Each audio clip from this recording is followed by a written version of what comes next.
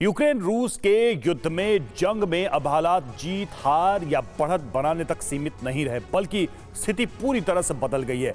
इस जंग में ट्रंप साथ दें या ना दें, लेकिन नाटो ने विस्तार की रणनीति के तहत कार्रवाई शुरू कर दी है, जिसमें रूस के खिलाफ युद्ध का द्वार रोमानिया होगा। और यह कोई और अनुमान नहीं है, बल्कि वास्तविक तैयारी है। नाटो ने जंग में उतरने के संकेत दे दिए हैं, तो वहीं पुतिन ने भी जवाबी कार्रवाई के लिए अपनी तैयारी का ट्रेलर लॉन्च कर दिया है। तो क्या न्यूक्लियर जंग तय हो चुकी है? देखिए इस रिपोर्ट। नाटो ने संकेत दिया, नया वॉर फ्रंट रोमानिया।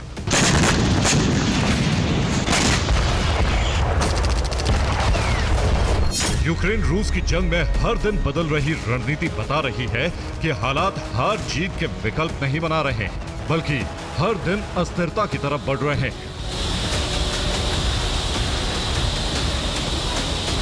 70% यूक्रेन बारूदी विनाश की भेंट चढ़ चुका है।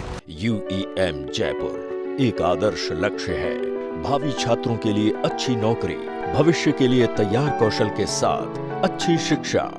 जबकि रूस के सीमावर्ती क्षेत्रों में भी ऐसी ही स्थिति बन गई है। वहीं रूस के केंद्र में भी धमाकों के डर से माहौल बदल गया। हालांकि ट्रंप एक उम्मीद की किरण है, लेकिन ट्रंप काल के सूर्योदय से पहले कब क्या हो जाए किसी को नहीं पता।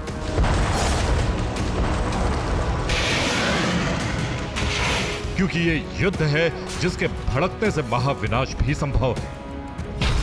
बदले हालात, नया डर, बरपेगा न्यूक्लियर कहर।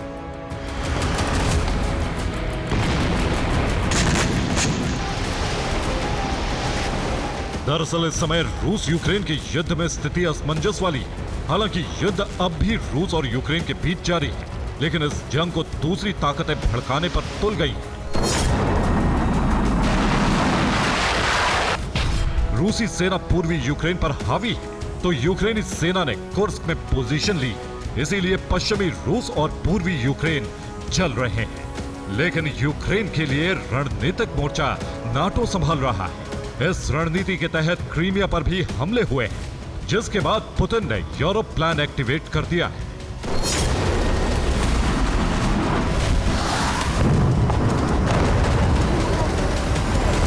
हालांकि यूरोप पर रूस ने कोई सैन्य कार्रवाई नहीं की। मुमकिन है कि ट्रंप के सत्तासीन होने और उनके फैसले का इंतजार पुतिन को, लेकिन पुतिन के यूरोप प्लान ने नाटो देशों पर युद्ध के बादल गहरा दिए हैं। इसलिए बाइडेन के यूरोप के लिए तैयार किए गए ब्लूप्रिंट ने आशंका की बिजली गिराकर युद्ध की चिंगारी सुलगा दी, जिससे पुतिन भड़क गए। क्योंकि बाइडेन के युद्ध प्लान के तहत नाटो सेना को जंग के लिए न सिर्फ तैयार किया जा रहा है, बल्कि सदस्य देशों में बेस और सैनिकों की संख्या में भी इजाफा किया जा रहा है। और इसकी शुरुआत हो रही है रोमानिया से। रोमानिया में अब तक नाटो का सिर्फ एक बेस है। इस बेस में नाटो की इन्फेंट्री की तैनाती की गई थी, लेकिन अब रोमानिया का एयर बेस भी नाटो को सौंप दिया गया है, जिसमें नाटो ने युद्ध की तैयारी के तहत निर्माण शुरू कर दिया है। इस बेस में न्यूक्लियर बॉम्बर के लिए भी हैंगर बनाए जा रहे हैं। और सबसे ज्यादा चौंकाने वाली बात यह है कि जिस MK एयर बेस को नाटो को सौंपा गया है, वो काला सागर के तट पर है। इसका सीधा मतलब यह है कि रोमानिया में नाटो को एक ऐसी जगह मिल गई है जहां से रूस के खिलाफ सीधे युद्ध छेड़ा जा सकता है।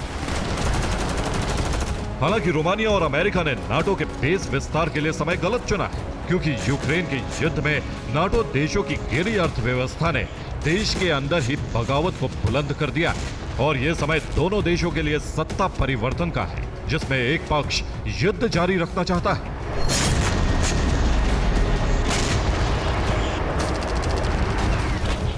तो दूसरा हर हाल में युद्ध विराम चाहता है।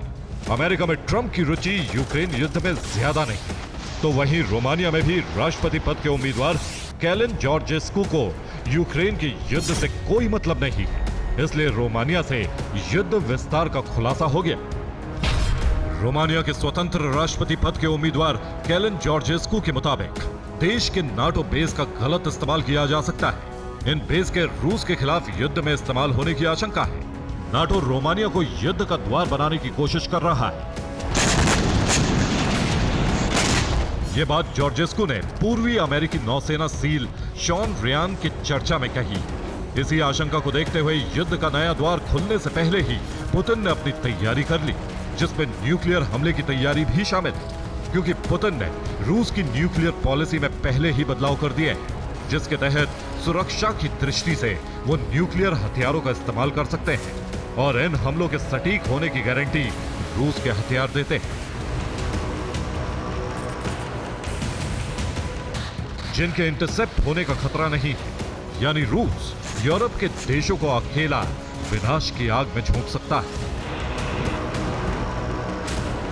और अब बात यूरोप समेत नाटो देशों को विनाश की अग्नि में झोंकने की है, तो पुतिन के पास पहला हथियार है और सैनिक IRBM, जिसकी गति 10 मैक है, यानी 6 वॉरहेड एक साथ ले जा सकती है और ये न्यूक्लियर अटैक करने में सक्षम है। दूसरा हथियार है किंजल, ये भी बैलिस्टिक मिसाइल है जिसकी गति भी 10 मैक है, जो न्यूक्लियर वॉरहेड के साथ विनाश लाने में सक्षम है।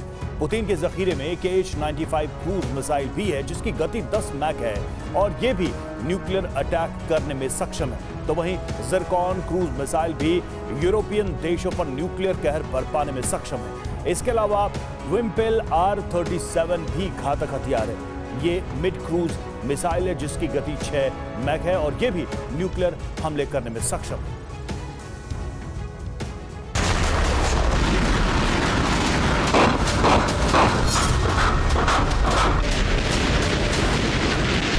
रूस के हाइपरसोनिक प्रक्षेपास्त्र ऐसे हैं जिन्हें इंटरसेप्ट करना नाटो देशों के लिए करीब करीब नामुमकिन है। वहीं कुछ प्रक्षेपास्त्र ऐसे हैं जिनकी क्षमता इतनी ज्यादा बढ़ सकती है जो मिनटों में अमेरिका के अंदर न्यूक्लियर सुनामी ला सकते हैं।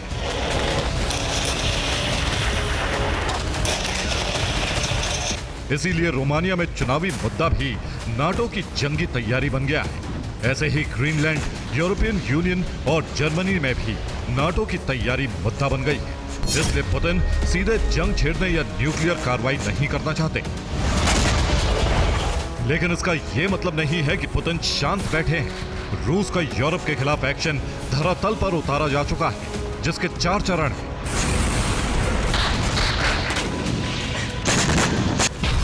इनमें पहला चरण नाटो देशों पर एजेंट्स के जरिए हमले है। दूसरा चरण नाटो देशों के इंफ्रास्ट्रक्चर पर अटैक है। तीसरा चरण नाटो देशों में लोन वुल्फ या आत्मघाती हमले हैं। और चौथा चरण है नाटो के खिलाफ वृहद स्तर पर युद्ध।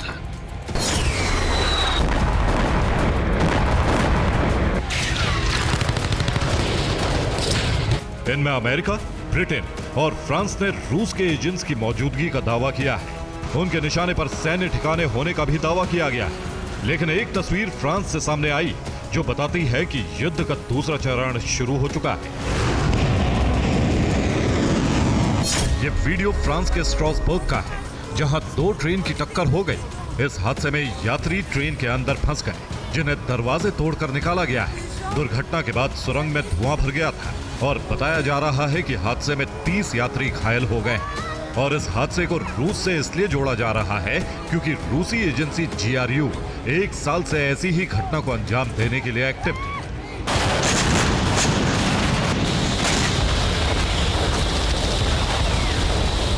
जिसका मतलब है कि रूस ने यूरोप के खिलाफ युद्ध का दूसरा चरण शुरू कर दिया है।